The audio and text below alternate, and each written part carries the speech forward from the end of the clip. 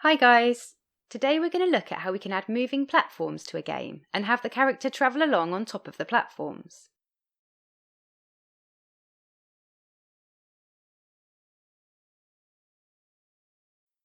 Okay, we're going to start with this scene that has a character that can run around and jump. We've covered how to create this scene in the earlier videos of our 3D platformer series, so take a look if you want to know how it was done. Alternatively, you can download this project by supporting us on Patreon. All the relevant links can be found in the description. One difference from the previous videos is that we've upgraded to Unity 2021, as that's now in long-term support. Okay, to get started we're going to need some platforms. For this we'll head over to the Unity Asset Store at assetstore.unity.com. We'll search for floating plant pots.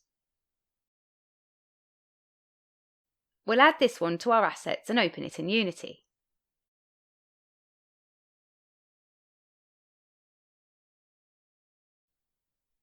We'll download and import the asset into the project.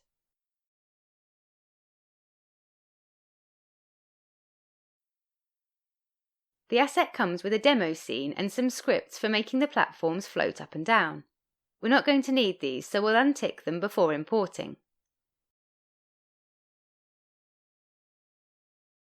Next, we'll navigate to the prefabs folder of the imported asset.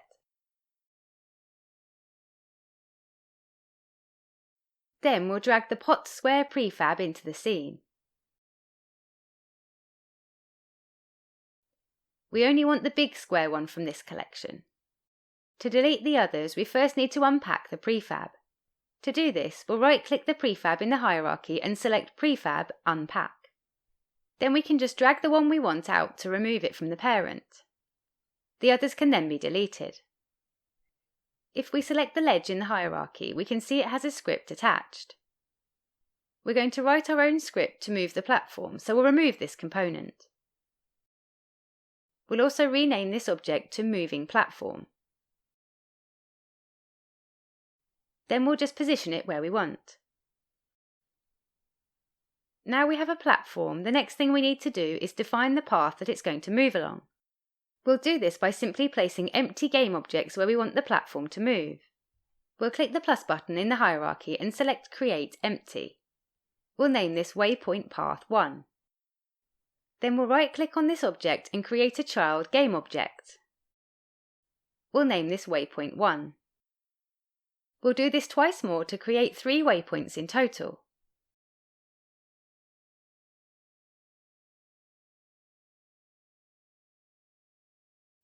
Then we'll position these waypoints to form a path for the platform.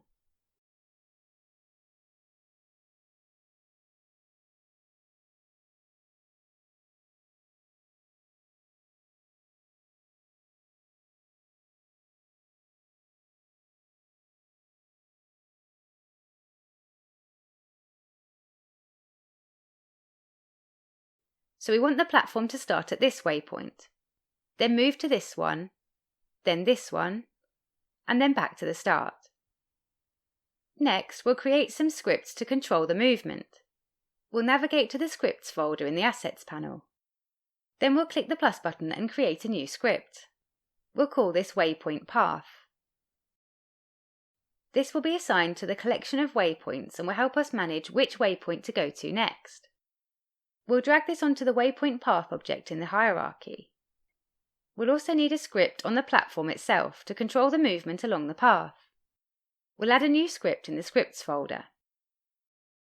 And we'll name this Moving Platform. Then we'll drag it onto the platform in the hierarchy to assign it. Let's double-click the Waypoint Path script to open it in the editor. This is just going to contain a couple of helper methods that the moving platform will use. We can remove the start and update methods as they won't be needed. Next, we'll add a public method for getting a waypoint with a specific index. So passing in an index of 0 should get the first waypoint, and passing in an index of 1 will get the second, and so on. Remember, we added the waypoints as children of this object, so we can get the requested waypoint by calling transform getChild and passing in the requested index. The other method we need is one to get the next waypoint index in the path.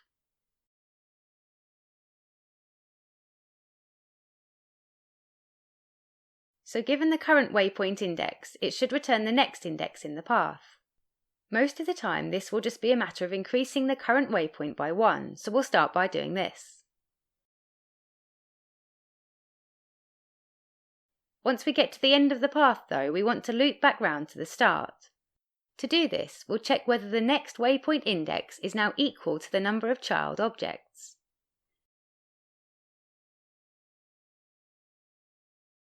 If this is the case, we'll set the next index back to 0. Then we just need to return this value from the method.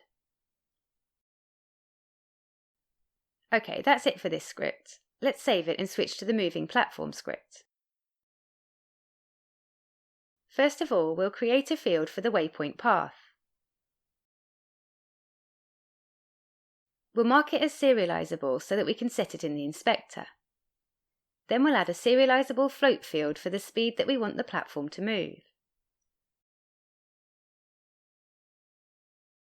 Next, we need a private int field to hold the index of the waypoint the platform is moving towards. We want the platform to move smoothly between the waypoints. For this, we'll need to keep track of the previous waypoint and the target waypoint, so we'll create fields for these.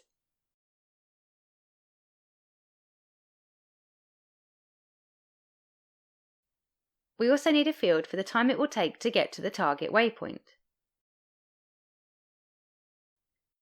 and another for the amount of time that has elapsed.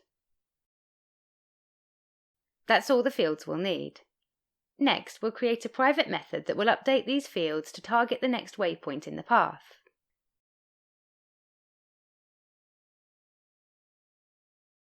In here, we'll set the previous waypoint to the waypoint at the current target index. We'll use the method we added to the waypoint path script to get this. Then we'll set the target index to the next in the path, again using a method from the waypoint path script. Then we'll set the target waypoint to the waypoint at the new target index.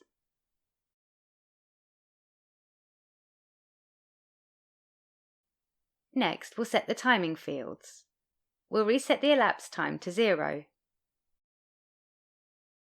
Then we'll get the distance between the previous and target waypoints.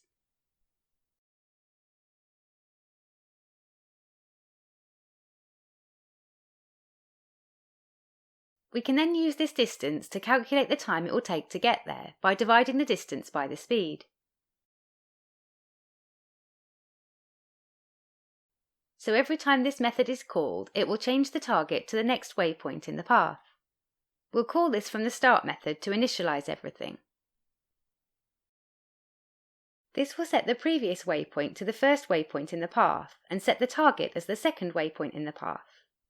Then in the update method, we need to move between the two. To do this, we'll use Lerp to linearly interpolate between the waypoints. If you aren't familiar with Lerp, then we have a dedicated video on this where it's covered in detail. Okay, the first thing we'll do is increase the elapsed time by time.delta time. Then we can work out the percentage of the journey that's been completed by dividing the elapsed time by the amount of time to get to the waypoint. Next, we'll update the position using Lerp. We'll pass in the position of the previous waypoint, the position of the target waypoint, and the percentage value. This will change the position based on the amount of the journey that has elapsed. At the beginning of the journey, when the elapsed time is 0, the position will be at the previous waypoint. When half the time to the waypoint has elapsed, then the position will be exactly halfway between the waypoints. And when the total time has elapsed and the percentage is at 1, then the position will be at the target waypoint. Once we reach the end, we want to move on to the next waypoint. We'll check if the percentage is greater or equal to 1. Then we'll call the method to target the next waypoint. Okay, let's save the script and switch back to Unity to try it out. We'll select the platform in the hierarchy. Then we'll drag the waypoint path into the field in the inspector. And we'll set the speed to 1. Let's press play to see what happens. We can see the platform follows the path. It's looking good, but often in games, moving platforms will slow down when approaching the waypoints, to allow the character to get on board. We can easily do this with a simple change to the script. After we've calculated the percentage, we'll update it using SmoothStep. We'll pass in 0 as the minimum value, 1 as the maximum value, and pass in the original percentage as the interpolation value. What this does is add smoothing at the limits, so the change will be slower at the beginning and the end. To make the platform movement more interesting, we'll also allow its rotation to change based on the rotation of the waypoints. Let's copy and paste the transform update line.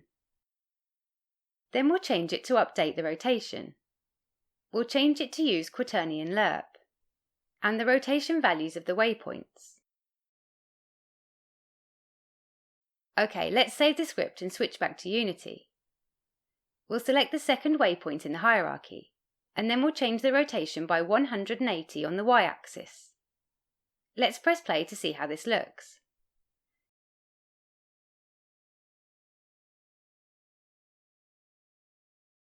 Now the platform starts off slow and rotates. Then it slows again as it approaches the next waypoint. OK, so now we have the platform movement sorted, it's time to test to see if the player can ride along on it. Before we do this, we'll just make some changes to the camera so that we can look up at the platform. At the moment, we can only zoom in or out, which isn't much help if the player needs to look for things in the air. We'll stop the game and select the free look camera in the hierarchy. We'll leave the height of the top rig as it is, but we'll change the radius to 3. We'll set the middle rig to the height of 1, and we'll set the radius to 6. For the bottom rig, we'll set the height to -0.5 and the radius to 3. Then we'll just drag the character a bit closer to the platform so that we don't have as far to run. Right, let's try this out.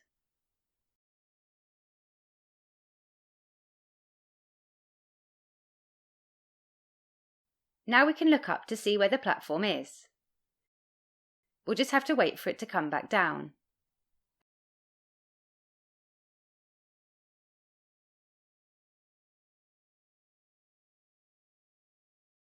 Then we'll jump on the platform. We can see that the character isn't moving smoothly along with the platform. It isn't rotating and eventually it will just fall off.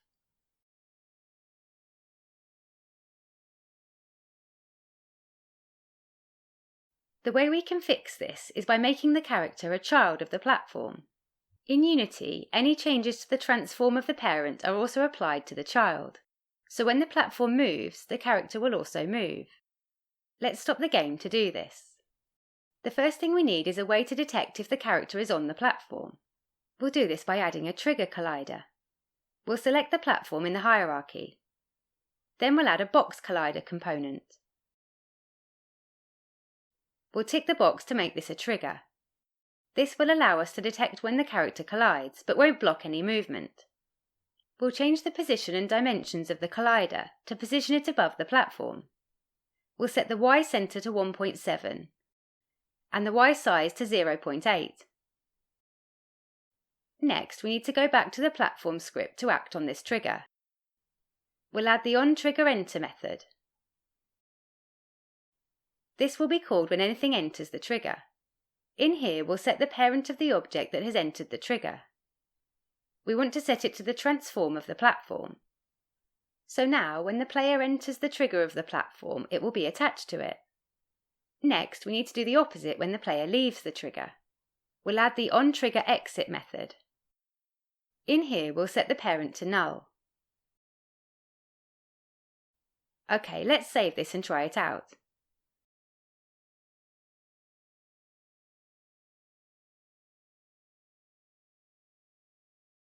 We'll wait for the platform to come back down.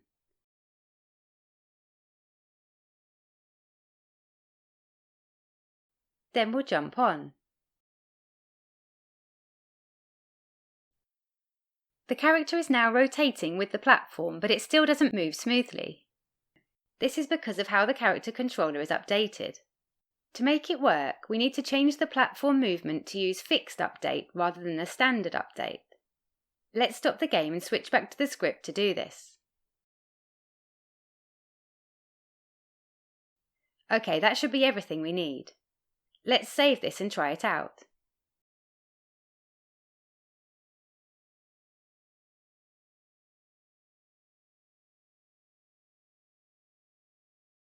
We'll wait for the platform again.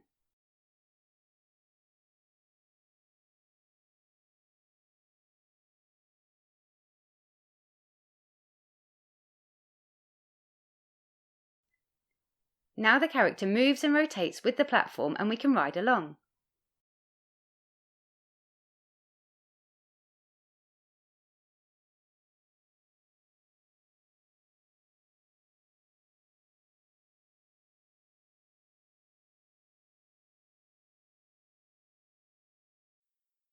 Let's also check we can get off the platform.